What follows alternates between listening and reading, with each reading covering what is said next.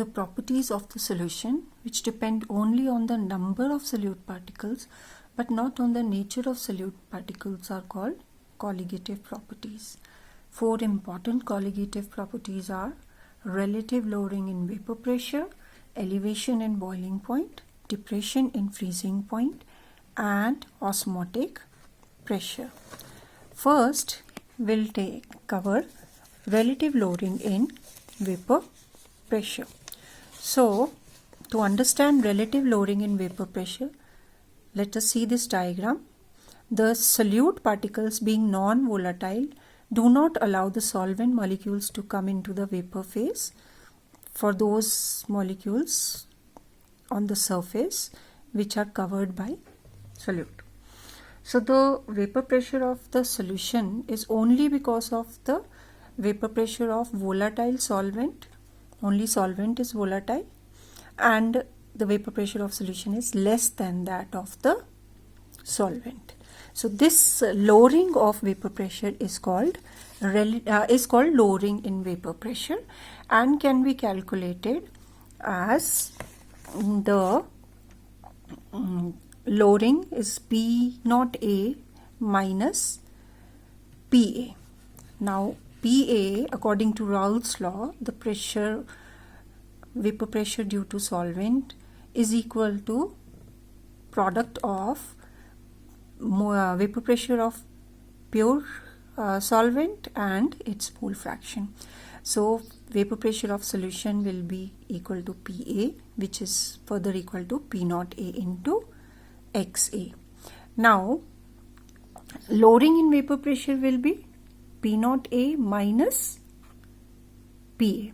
So this is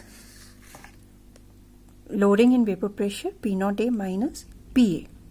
Now if we put the value of PA in this equation, we get P naught A minus P naught A XA.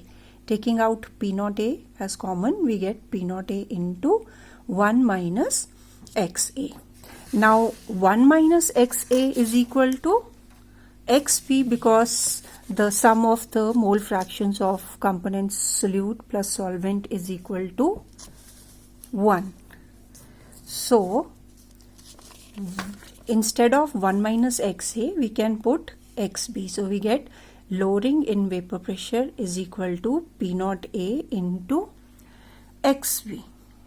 Now dividing both sides of the equation with P naught A, here we get lowering in vapor pressure upon vapor pressure of pure solvent, which is equal to relative lowering in vapor pressure.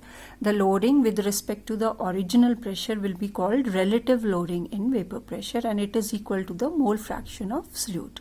So we get the expression P naught A minus PA upon P naught A is equal to XB. In words, we can say that relative lowering in vapor pressure of an ideal solution containing the non-volatile solute is equal to the mole fraction of the solute at a given temperature.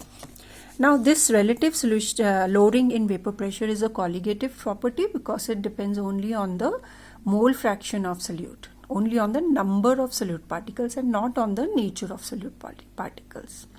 We can also determine the molar mass of an unknown solute from the relative lowering in vapor term expression. So let us suppose that this mole fraction of the solute is XB, and we have this expression relative lowering is equal to XB, and if WA and WB are the masses of the solvent and solute respectively, the number of moles will be for solvent WA upon MA, and for solute WB upon MB, where MA and MB are the molar masses of the solvent and solute respectively.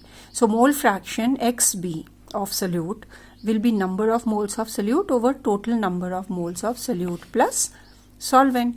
As you know, number of moles of solvent is WA upon MA, and of solute is WB upon MB. So our expression is XP is equal to WB upon MA upon WA upon MA plus WB upon MB. Now if the solution is an is a dilute solution, then in that case the number of moles of solute will be very, very less as compared to the number of moles of the solvent. So we can just ignore the number of moles of solute in the denominator here. So our expression is relative loading in vapor pressure is equal to only the number of moles of solute upon the number of moles of solvent. We will ignore this term. So we get P naught A minus PA upon P naught A is equal to NB upon NA, or WB upon MB upon WA upon MA. Rearranging, we get this expression, and because we want to calculate the molar mass of the solute, we'll put it to the top over here in the left side, and we'll bring this relative loading wali term to the bottom here in the denominator. So we get this mathematical tool, MB is equal to WB into MA upon WA into relative loading in vapor pressure. So using this formula, we can solve numericals where the unknown value can be calculated.